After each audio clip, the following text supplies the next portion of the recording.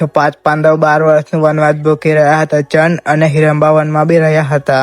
હે WhatsApp guys, મેં એમ કિશન ને પાછલા વિડીયોમાં બતાવ્યું હતું મેં જન હનુમાન હું આવેલો હતો. તો હે ગાઈસ, આ એ જ કૂવો છે જ્યારે દ્રૌપદીને તરસ લાગી હતી તો અર્જુને બાણ મારતા જમીનમાંથી પાણી નીકળ્યું હતું.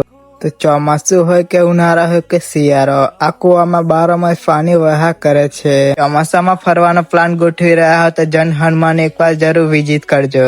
જંગલ અને પ્રકૃતિનો આનંદ મેળવી શકો છો. તો ખેર અમે નીકળી ગયા ભીમની ઘંટીની પાસે. તો તમે જોઈ શકો છો ઘંટી કેટલી મોટી છે. ભીમ એટલો શક્તિશાળી હતો અને અડધો શરીરનો વજ્રનો હતો. તો ઘંટી જોઈને તમે અંદાજો લગાવી શકો છો કે ભીમ કેટલો તાકતવર હતો.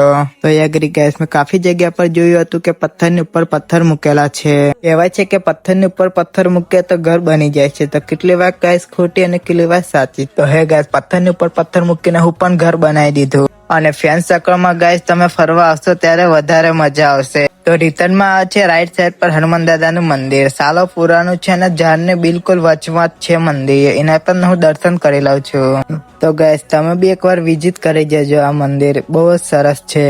તો અહીંયા અમારો મિની બ્લોગ પતી જશે. તો તમને બધાને જય શ્રી રામ, જય બજરંગબલી.